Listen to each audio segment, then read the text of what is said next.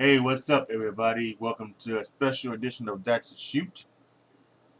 And the reason why it's a special edition is because our main topic is going to be my thoughts on Owen Hart, as today is the 20th anniversary of his death.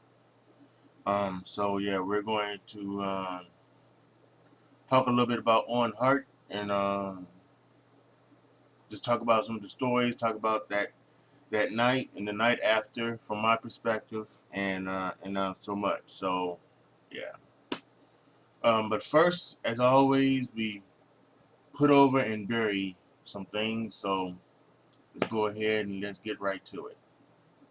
Well, we go start with put over and bury, and as always, we put over things. And the first thing I'm going to put over is actually something that I thought that I was going to maybe not like, and I still could end up not liking it. But I'm going to put over the 24/7 title, and not necessarily how it looks. I would agree that it is kind of odd looking at this start, but for the first two nights, I like what this could end up being. I like that fact that this could end up being a way to put a little comedy into the wrestling. I will say this: I don't want this to end up being stupid. I don't want this to end up being, because at that point I will bury it, and I will bury it hard. If it ends up being like whatever that championship is, you know, I don't want ghosts or inanimate objects or animals or anything like that. I don't want those to be champions. You know, humans, humans, real life humans, champions. Do not put that crazy. Don't give me no crazy stuff where, you know, something falls on somebody. You know, one of those like like Triple H Sledgehammer. I don't want Triple H Sledgehammer to be the champion. No. So, but I like what they've done so far, especially with R-Truth. R-Truth is always killer. R-Truth is always down for comedy, so it's perfect that he has the title. Hopefully, he'll hold it for a little while to give it that exactly what it needs. So yeah, uh, I'm gonna put over the 24/7 title for now. For now. I also want to put over the three fantastic matches that were on Raw this week. The Cesaro Ricochet match, the tag match between the Usos and the Revival, and there was another one that I can't remember now at this time, but it was really really good. So, yeah, just fantastic wrestling on a wrestling show. How about that, right? So really, really good. Three great matches on Monday Night Raw. And I have to put over the brutal beatdown of Kofi Kingston by Dolph Ziggler. I was shocked. I thought Dolph Ziggler was done with WWE. Um, because he had, he changed his name to on his Twitter is Nick Nemeth, his real name, and he was talking about, and he wasn't calling himself a wrestler, he called himself a stand-up comedian, but he came back and this Tuesday, and he just put a beat down on Kofi Kingston, unlike one we have not seen in a long time, and that was fantastic. Now the rumors are that they WWE asked Dolph Ziggler to come back to do WWE Showdown, Super Showdown, because Kevin Owens doesn't want to do it because of he won't be there with his best friend Sami Zayn. Sami Zayn can't go there because of his background. So yeah, it was just it's almost like, well, Jesus Christ. I mean, really, I mean, he just on one part it says, well, do you have to do that just to give him the thing for Super Showdown? But who knows? Maybe if Dolph Ziggler can, you know, maybe he might get the itch. Maybe he might want to stay a little bit and keep this going, because that was the kind of beat down you give somebody when you want to do like a long term program, not just something that's just going to be around for a couple weeks. So But yeah, that was a great beatdown by Dolph Ziggler on Kofi. I like that a lot. And now to Barry, and this seems to be a constant over these past 3 or 4 weeks, but just way too much Shane McMahon. Shane McMahon on Raw, Shane McMahon on SmackDown, and I'll put this with my next one. Too much Roman. And again, and I've said this before as well. You know, come on WWE, let's stop this. You've got, you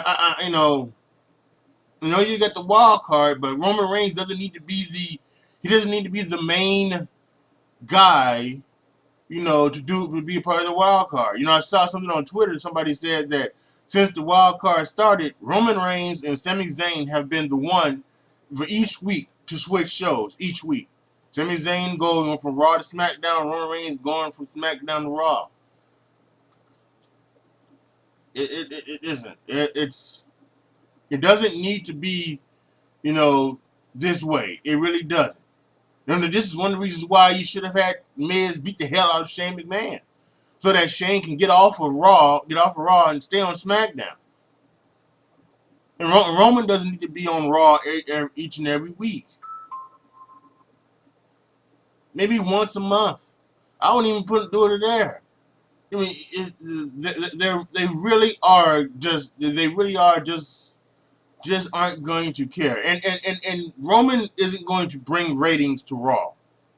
Shane McMahon definitely isn't going to bring ratings to Raw. What's going to bring the ratings up to Raw and to SmackDown is just being better, doing better wrestling, doing better stories, doing better everything. Doing things that make sense. But that's not what they want to do.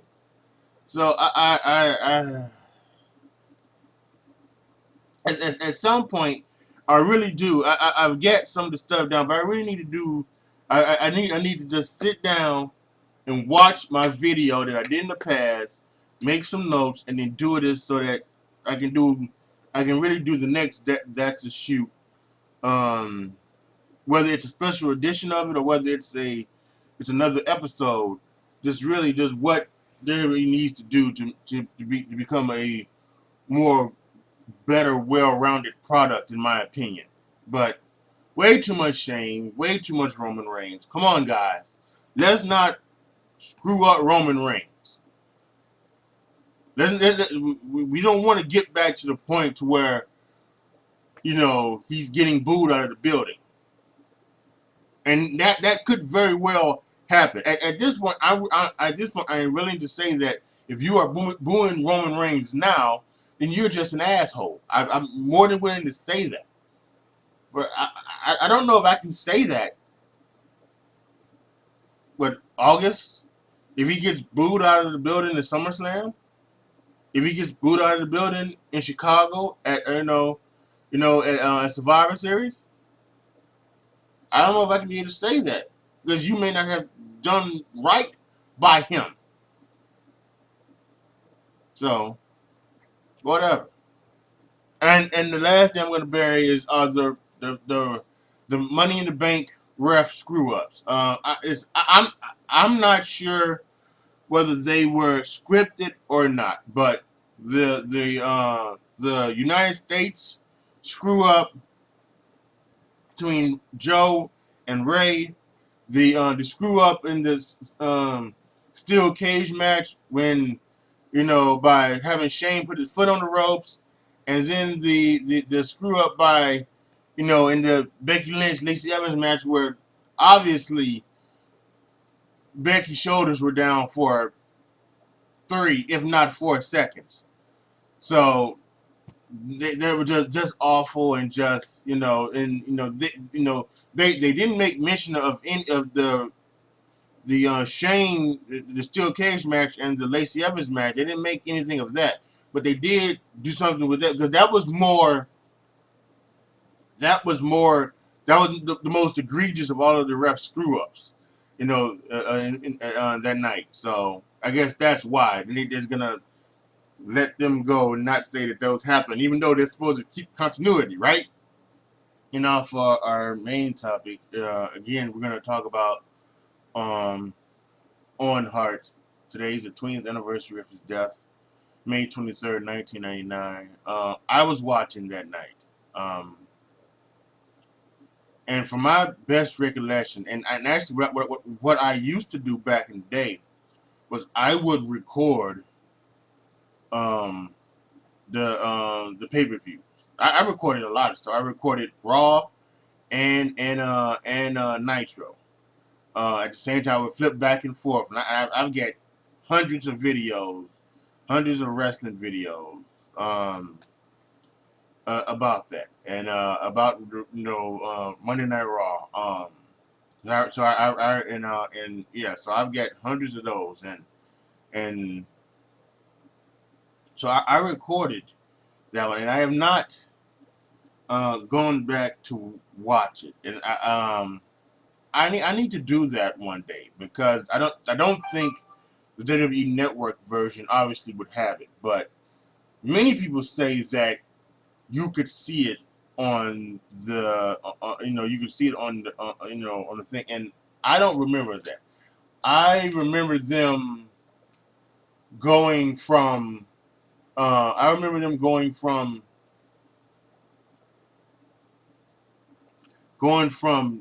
JR and the King, throwing it to the to the thing, from JR and the King to throwing it to the video package. And then they came back to the video package and they were still on they were on JR. King was in the ring checking on Owen because at that point he had fell and he had hit the turnbuckle and everything.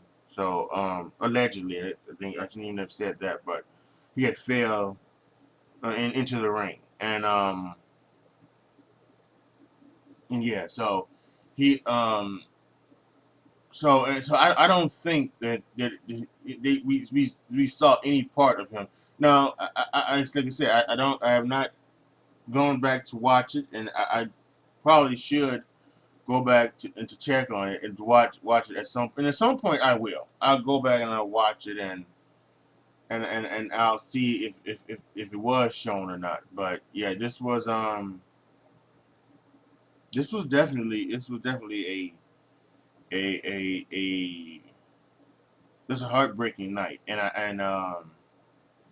then later on that night, you could tell the JR and the King had to announce that Owen had passed away, and you could tell that it was hard and it was a rough thing to do, and at the time a lot of people were asking, why didn't they, why didn't they stop the show? Why didn't they, end the program? Um, and listen, and at the time they didn't know they were rooted. They were hoping for the best. They were hoping for the best, even though I think maybe the most of them probably didn't, you know, didn't think that the best was going to happen. And and the WWE has and a thing that it comes from the carnival stuff. A lot of their terms, kayfabe and a few other terms, wrestling terms come from the carnival, thing, like mark, because in carnival terms, a mark was somebody they could, they could fool with their tricks and things like that, and that's what a mark was called. That's why a fan, a wrestling fan, was called a mark because here we are, we're doing scripted stuff, and you think that it's real. So all of that stuff comes from the carnival terms. And one of the terms that comes from carnival is something happens in the carnival, in the circus, the show must go on. So in wrestling, something happens, well, the show must go on. And that's why a lot of times things happen in wrestling and the show continued to happen. Triple H tearing his quad and many other things that happened. And no, it just didn't stop. Nowadays, that's not the idea. I think things would happen that would stop. You know, especially when you're talking about head injuries. But that's neither here nor there. Um, but yeah, it's um, the show went on, and they continued to have a show. They continued to tell the stories, and then the next night on Raw, they did a tribute show to Owen, where they had the wrestlers sit down on screen and talk about some of their favorite Owen stories and favorite Owen moments, and talked about a lot of things. And there were the matches that they had on the night they did in for Owen, and a few of the things I remember from that night. I remember Bob Holly told the story, and I remember watching this. You know, they were in Mobile, Alabama, and Bob Holly was from Mobile, Alabama, and it was on Hart versus him that night, and they were going to have a match, you know, that night, and Vince wanted Owen to go over. Owen said no. Bob's in, you know, this we're in Bob's hometown. Let Bob go over, and Bob Holly went over that night, and you know, and in front of his family and in front of his friends, and and he really loved it,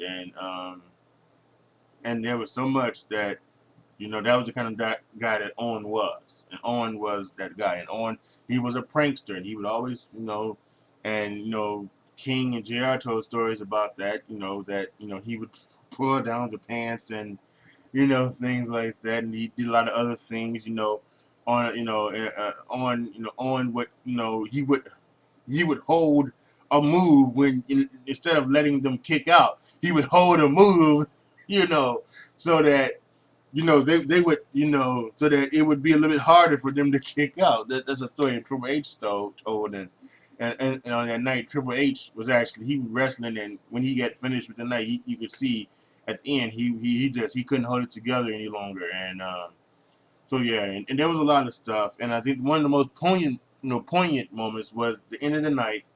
Steve Austin came out, and you know the history about Owen Hart and Steve Austin. Um, in SummerSlam of 1997, Owen Hart did a power drive maneuver that um, injured Steve Austin, and it pretty much basically it pretty much that move ended the career of Steve Austin. Not right then, but as long as down the line, because he was really never the same. He got the neck fusion surgery and things like that, but things were never really the same afterwards, and he had to unfortunately retire because of that. Um,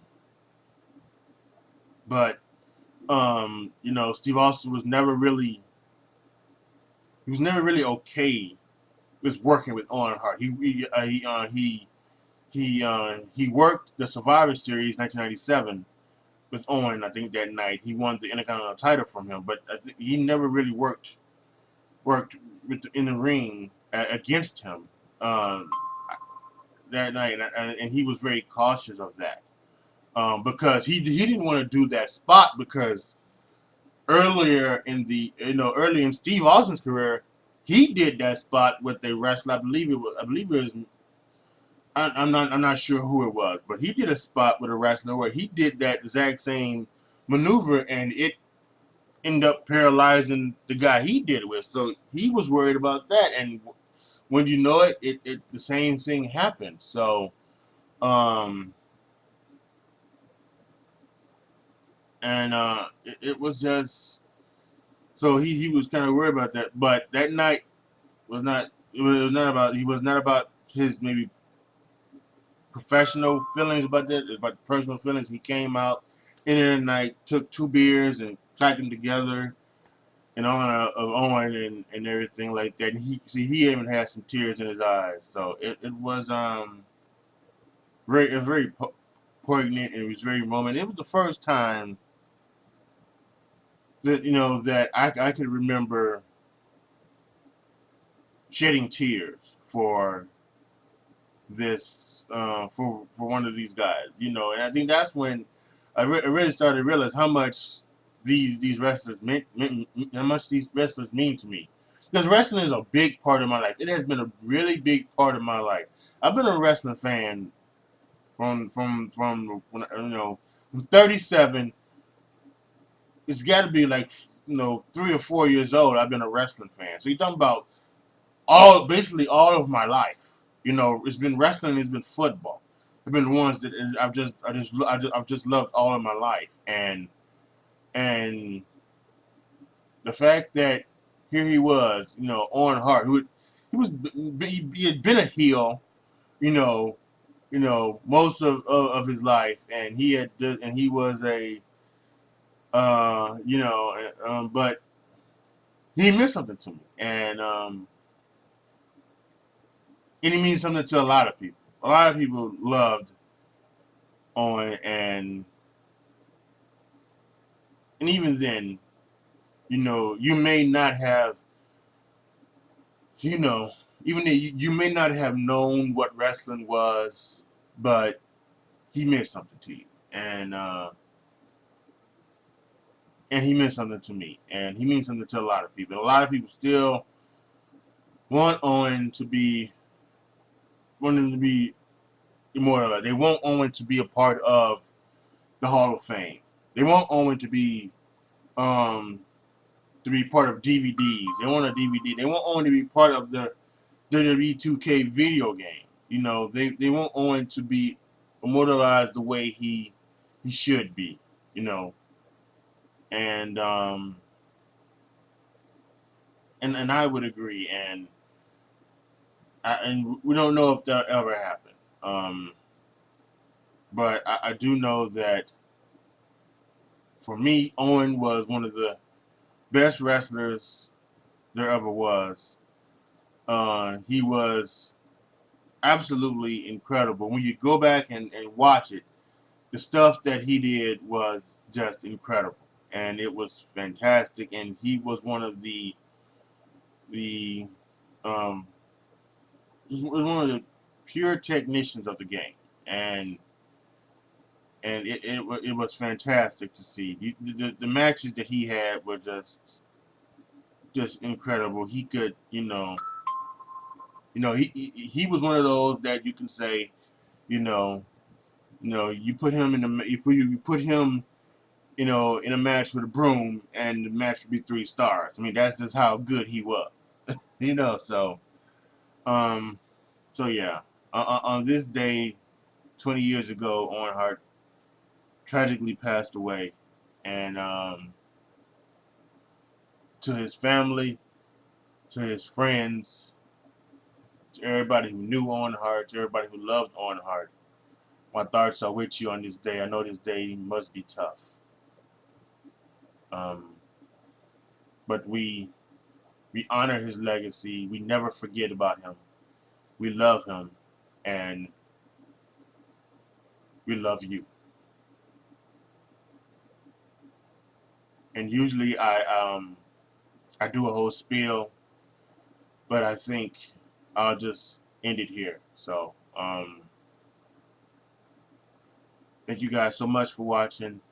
This is your boy AJ Trip signing off. As always, be good to each other, y'all. Be careful out there. And I am out.